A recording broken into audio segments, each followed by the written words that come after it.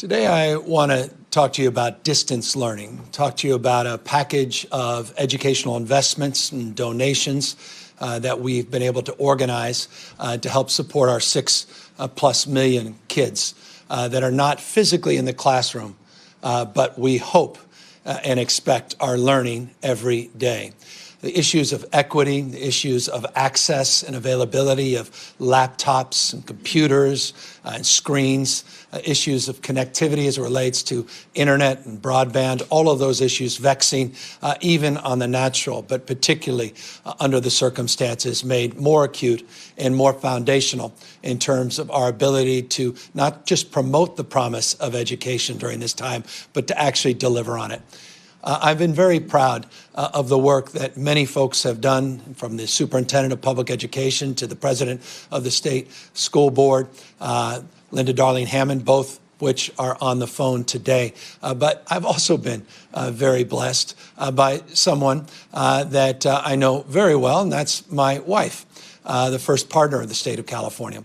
She, in partnership with Tony Thurmond, Linda Darling-Hammond, members of my team, Ben Cheetah and others, have been working hard over the last few weeks to build on the announcement we made a few weeks ago about those 100,000 free Wi-Fi hotspots that Google has committed to rolling out throughout the state of California, and the 4,000 Chromebooks that they made available, to build on the work that Apple has been doing in 800 school districts, 10,000 iPods that they have donated, and to do even more to meet the needs of millions of Californians that simply don't have access. Jen has been working the phones. She's had good days, like some of us. Some days haven't been as fruitful. Companies, large and small, individuals that have made small contributions, some large, and philanthropy and foundations, and a whole package that we wanted to roll out today that I think will shine a brighter light on our capacity to deliver, and moreover, I think reinforce the need, certainly, to do more. So with that in mind, let me introduce the first partner of the state of California, Jen Siebel Newsom.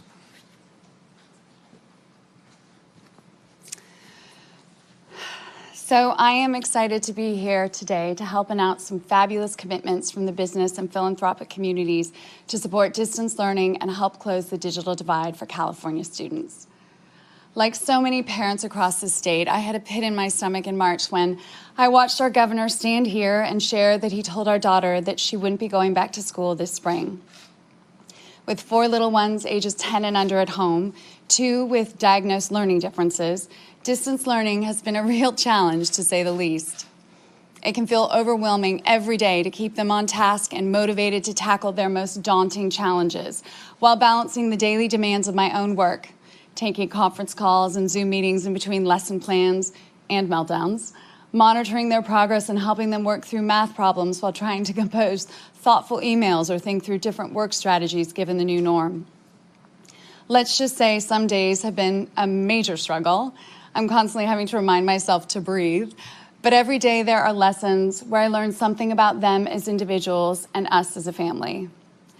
Most of the time, though, I'm having to remind myself to stay calm and carry on, no matter the stress and anxiety that comes my way.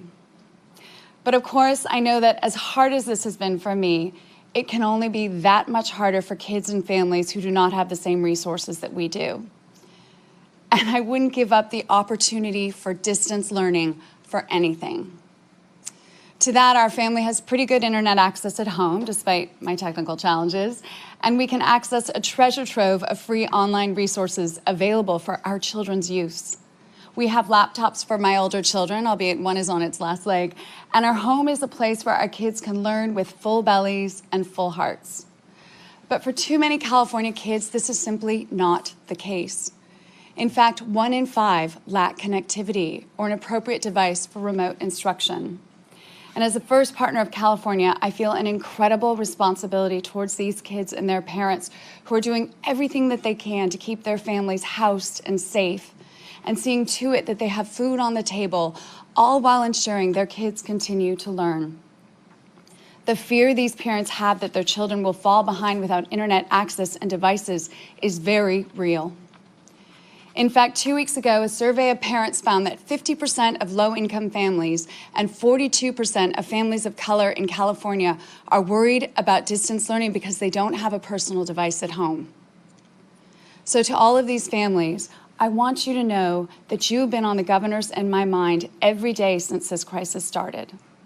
And I want you to know that we have your back and will continue to fight for you. A few weeks ago, as the governor mentioned, he issued a call to action for companies to meet this moment and help close the digital divide, starting with a pledge from Google of 4,000 Chromebooks. In the weeks since, a few colleagues and I have reached out to countless individuals and companies asking them to dive deep into their pockets and see what they can do for California's most vulnerable students.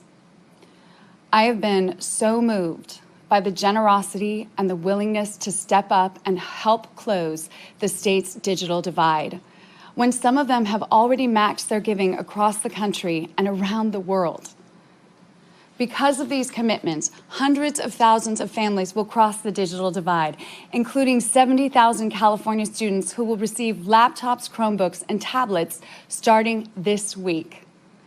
That means hundreds of thousands of California students can continue to learn online and become the leaders we know they are meant to be and that California needs them to be.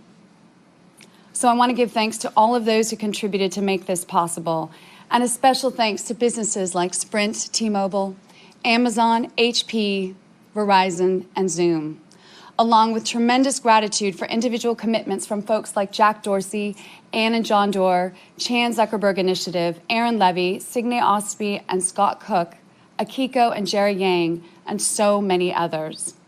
We all know that education is fundamental to opportunity. And so our mission will not end until every child in California has what they need to continue learning while physically distanced. This pandemic should not stand in the way of California students reaching their potential and realizing their dreams. So once again, thank you to all of you who have stepped up and helped us create a culture of me to we in California. And I especially want to thank Linda Darling-Hammond, President of California's Board of Education, and Tony Thurman, our Superintendent, along with my Chief of Staff, Becky Beeland-McNaught, and Chief Deputy Cabinet Secretary for the Governor, Ben Cheetah, for their incredible support on this. And finally, I want to thank the 40 million Californians who are stepping up in tremendous ways to meet this moment.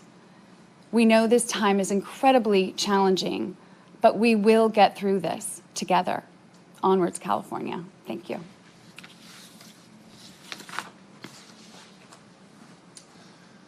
Thank you, Jen. And I want to again just thank the partnership and the teamwork that is demonstrable in not only the work that the first partner has done, but the Superintendent of Public Education and the State School Board, all of those individuals, and there are many others that we could have listed. I want to also express gratitude. This was a 2-week sprint to create the opportunity to provide tens of thousands of additional units, laptops, Chromebooks, computers, iPods, and the like. We continue to need to do much, much more. I'll talk a little bit about what the Public Utilities Commission will be doing to that end, a little bit about some partnerships we have here in the city of Sacramento in a moment. But I wanted to express my deep gratitude, as Jen just did, to the Superintendent of Public Education for all of his hard work, his staff's diligence and focus to further this collective cause. And I'd like to ask the superintendent to say a few words here today. Thank you, Governor Newsom. Thank you to the first partner. Thank you, all Californians. I want to start by thanking the governor for making this call to action, and to all those who have responded to that call, and to those who will continue to respond to that call even after today. I want to thank the first partner for her countless calls and her advocacy to reaching out to so many individuals and companies and others who can help, and who you'll hear about today, who have in fact helped. And appreciate the first partner's comments about the importance of our parents who are standing in the gap and working alongside our educators in support of our students. I want to thank our State Board of Education President, Linda Darling-Hammond, who also has been burning up the phones to individuals and to foundations and to others who's worked closely with us and the governor and the governor's staff to really pull together in every sector help where we can. I do want to thank the governor's staff. You heard reference to Benchita, who's been a great partner, and many others. I want to thank the California Department of Education staff who've worked alongside the first partner and also our State Board President to help make this happen. In particular, Mary Nicely from the California Department of Education, who's been our point person, literally is fielding calls and emails day and night about how we move devices, and devices are now moving to get to school districts and to the hands of our students. A grateful set of thanks to our foundations, our companies and individuals who you'll hear from today who've made contributions to get us started on this path. Again, I just want to give thanks to my entire team at the Department of Education who literally surveyed nearly every one of the 1,000 school districts in this state. And that was done in partnership with our Association of Administrators and our County Superintendents Association and our California State School Boards Association to help us get that information. Many legislators sending us information about what the need is to define the need as you'll hear it today. I want to thank my staff who've literally been on the phone with school districts verifying those needs and those calls. Over 1,000 school districts. Grateful to the California Public Utilities Commission. You'll hear today about creative ways that the state of California is leading with public finances, with public dollars, to make sure that students can have a laptop or a Chromebook or a tablet, and to make sure that they can have access to a hotspot in their home. Very creative work on the part of the governor's staff, the Department of Finance, and our staff at the PUC. We know that this is a great start, but our work must continue. And we're committed to continuing to work with the governor and the governor's staff and with our business and others in this state to do so. In that respect, many of you may have heard that we've created a task force on closing the digital divide. Simply put, we talk all the time about how we must meet the needs of our students during this pandemic. And, having the tools to learn from a distance are critical. Nothing replaces the importance of a great teacher, but these tools connect our kids to teachers, and our kids have to have them. And our digital divide has gone on longer than this pandemic, and it's been something that we've dealt with for decades. And so I'm grateful to the leadership of our governor and our state board president and others who join me in believing that as we respond to the needs of our students to learn in this pandemic, that we must do so in a way where we once and for all close the digital divide and make sure that all of our students have the tools that enhance their success and that give them the best chances to be successful. I'm proud to be co-chairing that task force with Senator Connie Leyva. There are several legislators who are here from today who've joined this task force who represent areas in the state that have major issues with connectivity. This task force will essentially create a blueprint on how to close the divide in a timeline and continue the work going forward. And this task force will have its first meeting this afternoon at 4 p.m., and people can follow it on Facebook Live.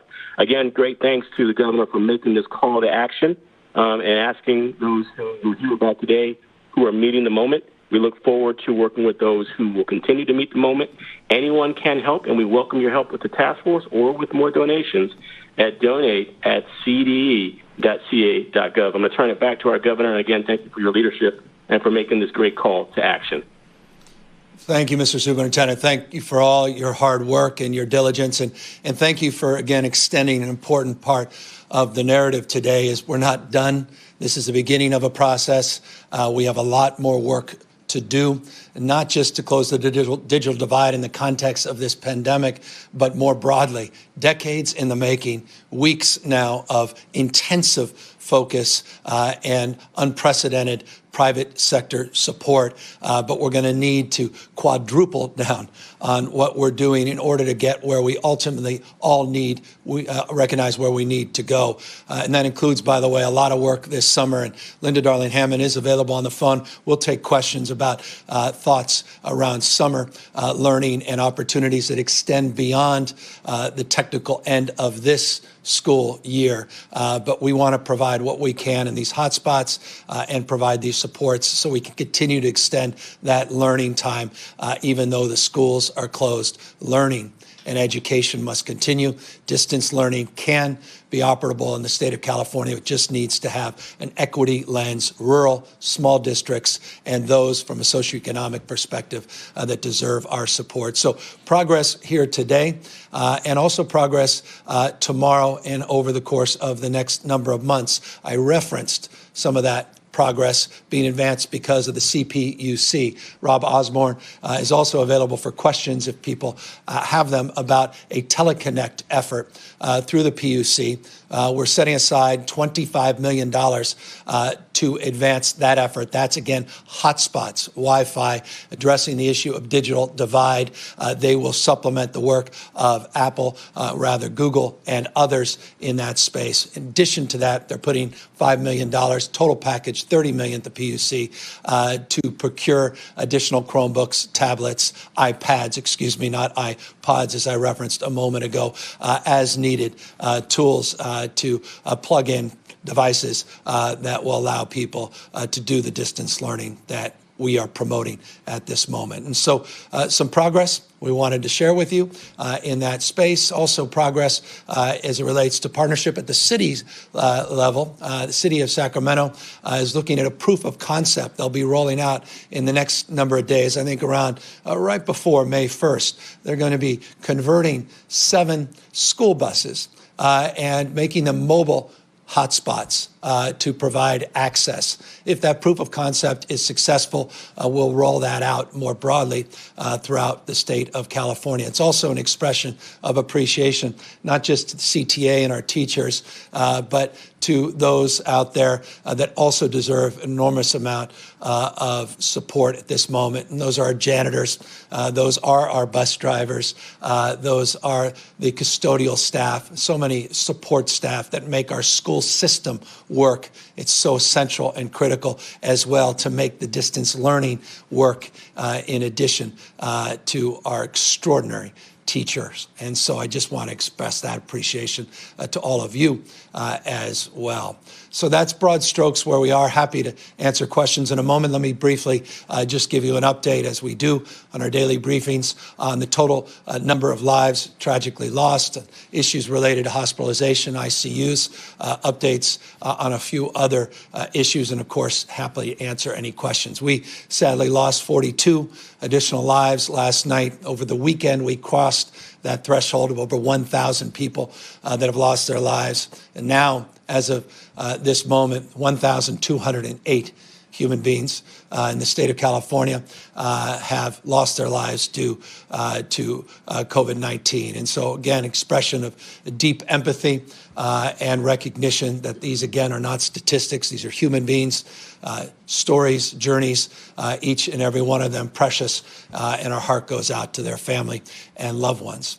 As it relates to the broader issue of ICUs and issues related to our hospitals, we are 1.9% above where we were yesterday in the total number of hospitalizations, about 2.8% above where we were yesterday in the number of ICU patients. Again, hospitalizations are beginning to flatten, but still growing. And we're seeing ICUs bouncing back and forth, modest decreases, modest increases. So again, progress is being made. You are bending the curve. You're beginning to flatten the curve, but it is still nonetheless rising. Deaths continue to rise. Hospitalization numbers modestly continue to rise, and ICU numbers beginning to flatten, but we're not seeing that downward trend we need to see in order to provide more clarity on that roadmap to recovery, which we rolled out last week. This Wednesday, we will roll out more details around those 6 categories in our roadmap to recovery, and you'll start to see behind the curtain, exactly where we believe we are in real time in terms of our ability to begin to toggle, again, not a light switch, but more like a dimmer, to begin to move to adjust our stay-at-home orders. But they remain in effect for good reason. Those numbers bear out alone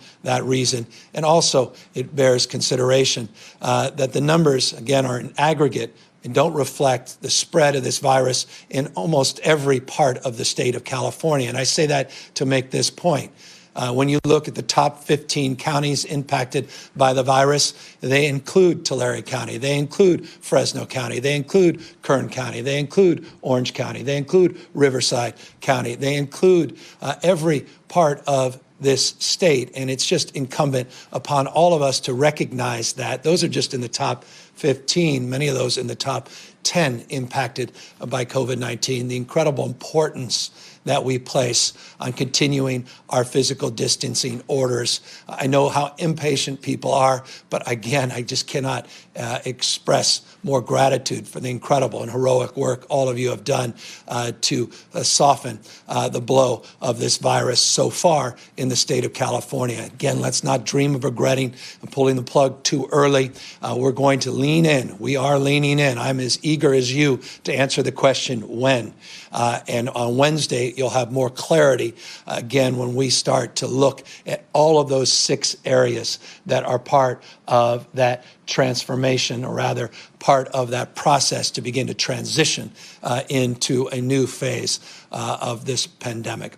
I want to also just let folks know, on Friday, we put out the list by facility. It's not a complete list. We've got 80+%, I think it's 83% of all of the facilities, 1,224 skilled nursing facilities.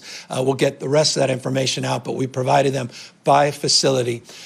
We are doing the same today to broaden the appropriate inquiries that we're receiving for our other adult and senior care facilities. Remember, 1,224 skilled nursing facilities. In addition to that, we have 7,461 facilities in our adult and senior care centers. Some of them are just 1 or 2 people, others 4, 5, or 6. Those facilities with more than 6 will be the first information, patients that is, will be the first tranche of information that we provide by facility and type. We'll also include in that number the number of deaths, not just the number of facilities, number of staff, and number of patients impacted by COVID-19. As soon as we get that information, I want to make that information available to you. We've done it again for SNFs. We want to do it more broadly for the rest of the system. The death data we're working on the SNF side,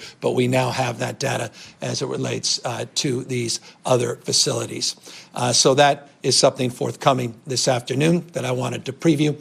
And also, I want to just extend, again, a preview of sorts on the work that we are, again, doing on Wednesday that includes updating on tracing, on tracking, on isolation, on quarantine, and on testing as well. We're still making progress in the testing space.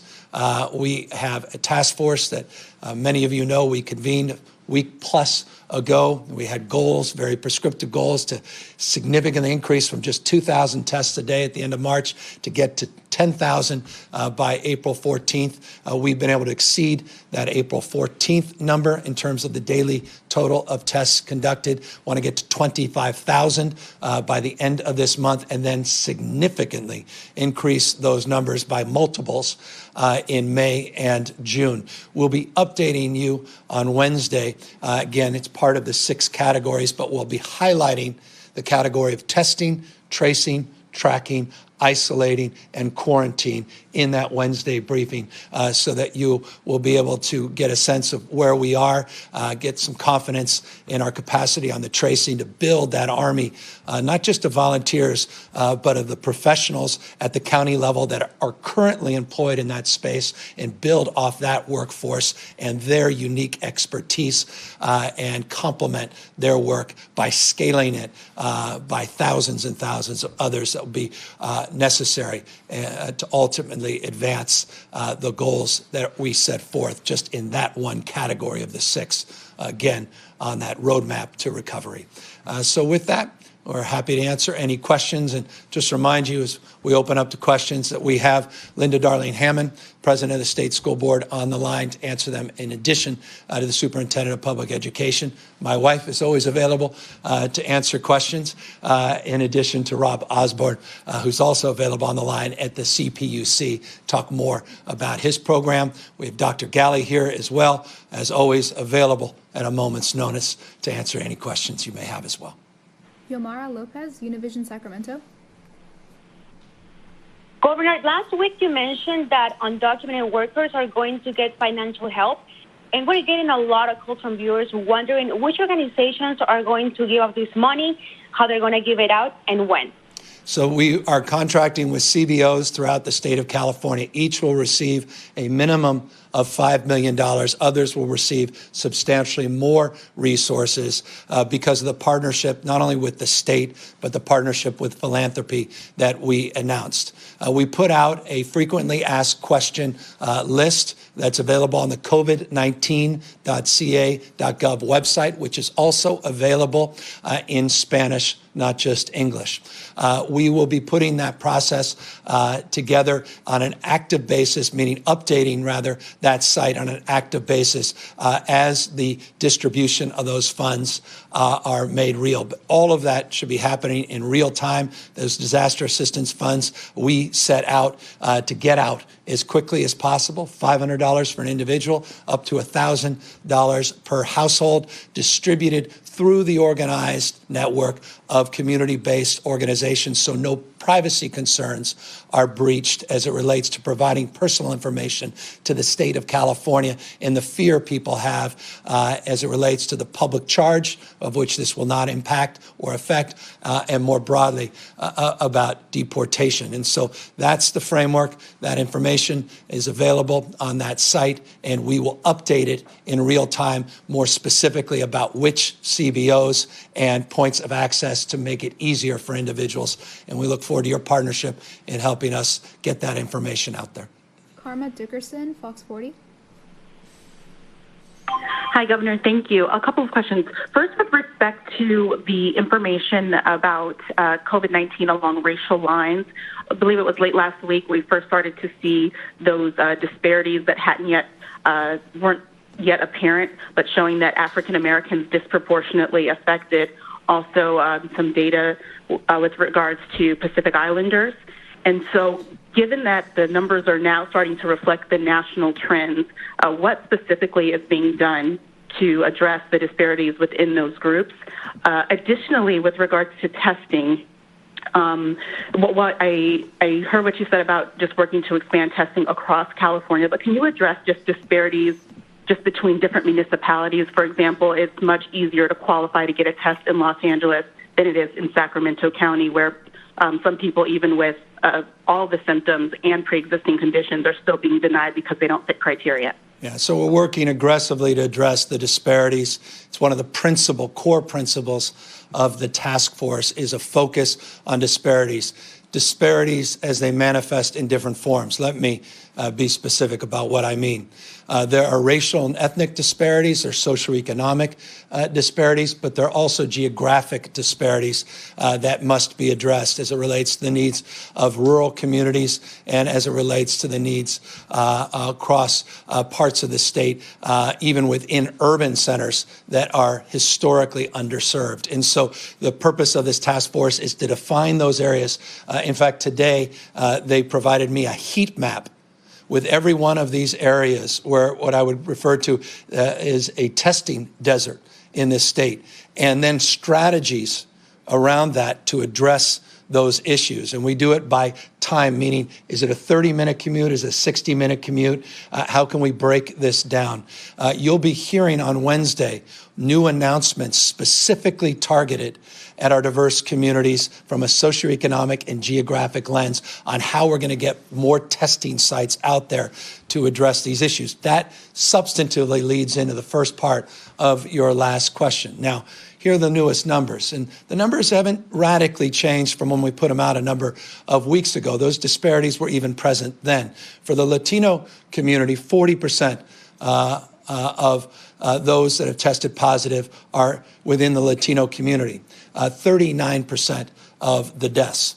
We're seeing, rather, it's 31%, forgive me, 31% of the deaths. 40% tested positive, 31% have sadly died.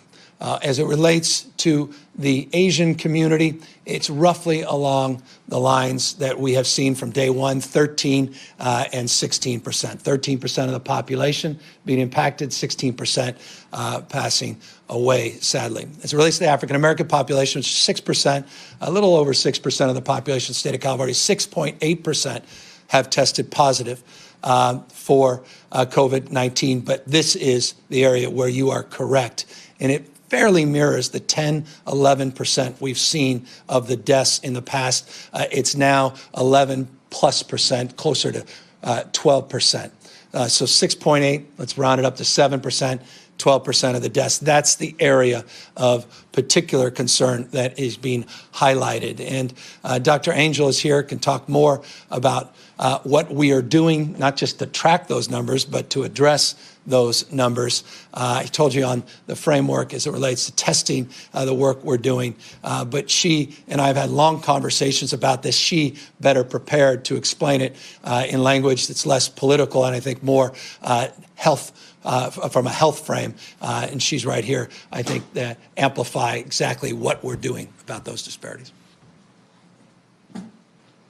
Thank you, Governor, and also thank you so much for this question. This is an incredibly important area. We know that any time we have an emergency or some very impactful health issue, that those communities who have had the hardest time with the burden of health, poor health, are uniquely affected by it. And this COVID-19 response is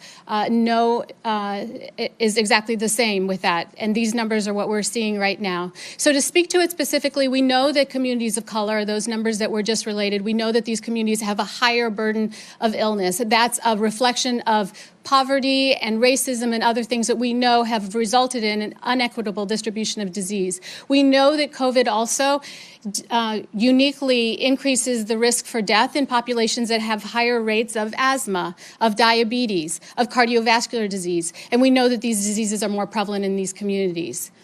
The responses that we need to have are the kinds of responses that help to support those communities that are unequitably affected by things that affect the economy and other social conditions. And this state and the governor has laid out since the beginning a number of interventions from the beginning that would address these communities and make sure that they're receiving resources that help them take time off if they are ill, and be able to also support their families at the time of greatest need. We're working closely with our urban areas in particular, where we know some of these populations are more highly concentrated, to also understand the impact of it. But let me just say that it's not just about the endpoint of death.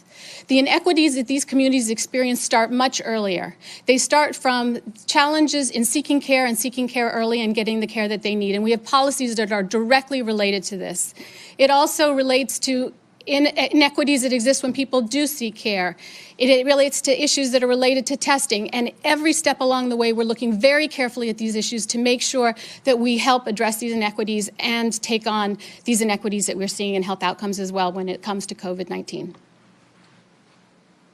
So these are the deeper systemic issues that this state has been really leaning in on pre-COVID-19, committed to doing more as it relates to racial justice issues, economic justice issues that foundationally are the answer as to why. But beyond that, I think it's also important to note, particularly with Black population in the state of California, how many younger members of the community have been impacted and ultimately have lost their lives. And that's also a subset of this that we are deeply concerned about and deeply focused on as well. I'll be meeting with the Black Caucus in a Zoom conference call this afternoon. I have an African American advisory committee that I'll be meeting with after that. This is the top agenda item, and we will continue to advance more prescriptive strategies above and beyond what we were doing pre-COVID-19 crisis that extend into this crisis and obviously need to be highlighted as we move out of this crisis as well. Theo Douglas, TechWire. Good afternoon, Governor. Thanks very much for your time today. Appreciate it. Wanted to ask about the students who will be receiving laptops and Chromebooks starting this week. Any additional details you can provide on that rollout and the numbers of devices, and will those also include Wi-Fi hotspots?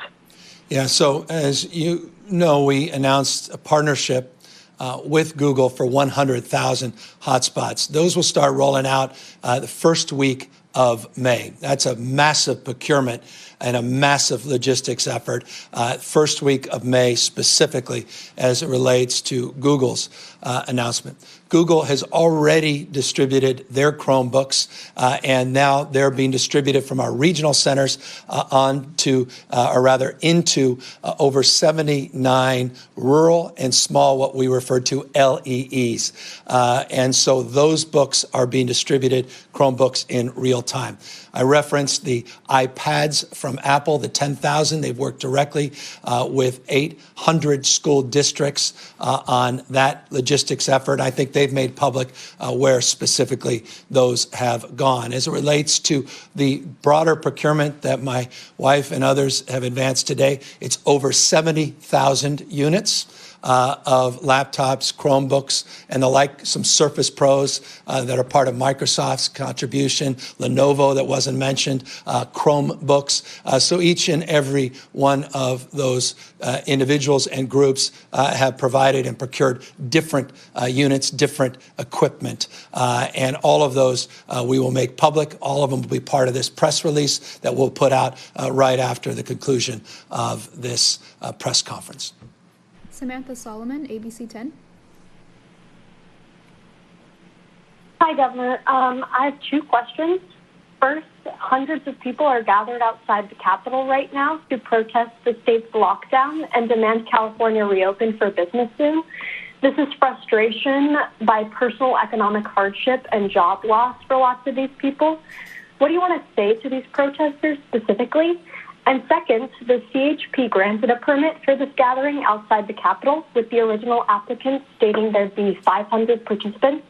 Why would the CHP grant a permit for the gathering of 500 people during this time of social distancing when law enforcement agencies said they're enforcing this public health order? I'll leave that to CHP to answer, and we'll get back to you specifically on that. My understanding is the protest that CHP has supported has social distancing, physical distancing that was allowable on the basis of people being in their vehicles and not congregating as a group. But I'll ask our CHP spokesperson to get back to you on the details of whatever it is they may have provided in terms of authorization. As it relates to the issue of protests, I'll say what I said on Saturday. I'll say what I said last week in anticipation of protests. If you're going to protest, practice physical distancing. If you're going to protest and express your right of free speech, do so in a way that protects not only your health, but the health of others. I deeply understand people's anxieties. I led today's remarks by acknowledging not only the anxieties of people that may be actively protesting, but I imagine the anxieties of 40 million Californians that are actively participating and advancing our stay-at-home orders that save lives and has made California a healthier place than some of our original models had projected. But we must have a health-first focus if we're ultimately going to come back economically. The worst mistake we can make is making a precipitous decision based on politics and frustration that puts people's lives at risk and ultimately sets back the cause of economic growth and economic recovery. Let me be specific, and this, I hope, can be shared with the protesters as well. There are many other parts of the globe that precipitously did move forward by opening up their economies again because of that frustration and that angst, only to see that they had to pull back again. Singapore being an example of that. Components of what China has opened up, they have now closed again for that reason. So, look, we are eager. We share exactly the same desires and goals to reopen the economy and address all of these systemic challenges and help support those that are struggling, those most in need. But the way we do that, the way we know to do that is primarily based upon where the virus is at any given point and whether or not it is being transmitted and whether or not we're seeing a reduction in transmissions, a reduction in hospitalization, a reduction in the number of ICUs. Those are the determinants. Science, health will be the determination. But the reason last week we socialized, made public this roadmap to recovery is to let folks know we are deeply focused on what that reopening looks like. We just want to do it in a very deliberative and thoughtful way to keep those protesters safe and to keep their families and the broader community of California safe. Josh Haskell, ABC 7. Yeah, hey, Governor, quick question for you. Some of Ventura County, for example, neighboring to LA County, they have relaxed some of their restrictions when it comes to the stay-at-home order. They've opened some parks, golf courses. I'm wondering, on those decisions that counties make, are you consulted at all on that? What are your thoughts on some counties starting to relax the stay-at-home orders?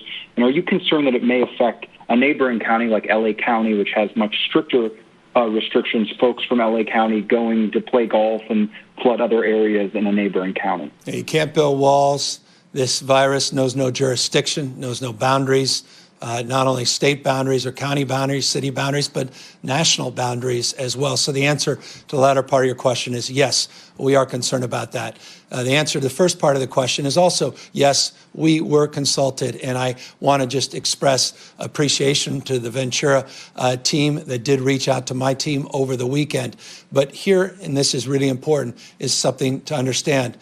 None of these local health directives can go further, or rather go farther backwards than the state guidance. And so there is a cap in terms of the loosening at the local level. There's a strengthening that has happened at the local level, and that could be loosened. But again, the cap is an expectation that they do not go beyond those state orders. And that's in the letter of the law, and that's the thrust of the conversations and communication we had with the county health officials. I deeply appreciate their work to increase enforcement in certain areas and desire to move and begin to address loosening in other areas. But we want to, as I expressed more broadly, want to see that done in concert with the state of California, legally and otherwise, in the spirit of collaboration and cooperation. How we got into this and save lives, I want to get out of this with that same spirit at hand. And so we are grateful for their outreach, and we are working closely with others throughout the state of California on similar conversations. Final question, Phil Willen, LA Times. Hey, Governor. Along those same lines, my understanding is that a bipartisan group of elected officials in San Luis Obispo sent your office a letter asking permission to have them open up kind of their local economy, kind of in a science, health-based way with testing and everything like that. And I'm just curious about if you're going to allow counties to kind of present their own plans for reopening their economy. And on Ventura, I mean, did Ventura want to go, did they pull back from what they wanted to do? Was this a negotiation that your administration had with them? I mean, what exactly, how did that kind of go down? Yeah, I don't want to get too much into the weeds of the conversation, but we talked about parameters, we talked about expectation, we talked about our guidance, we talked about what we think conflicts with that. They pointed out things that didn't conflict with that, and we found those areas as ones that needed to be adjudicated, discussed, and were discussed over the course of the weekend. Look, the answer to your question about San Luis Obispo is yes, localism. As I said, we recognize 58 counties, 480 cities, different parts of this state impacted differently, but also the fact that we are one state and the impact in the collective responsibility we have to one another, neighboring counties, neighboring cities also must be considered. All of that is exactly why last week we put out those terms, those 6 areas of categories where we are advancing those conversations at the local level, incorporating their thoughts and advice at the state level. And as I said, every Wednesday we'll be updating you on those categories. And I think the local letter, I haven't seen their letter. I've seen many letters that stacked up around these conversations, but we expect many more coming in, and we have a process to adjudicate those and to begin to dialogue with our team and their local health teams to make sure it's a health-based decision, not any other type of decision-making. Health first, science and data. Everything else follows from that. With that, let me just extend my appreciation to Linda Darling-Hammond for her patience, for being on the phone. Linda, sorry, no direct questions. I think that may be good news. Rob, extend the same.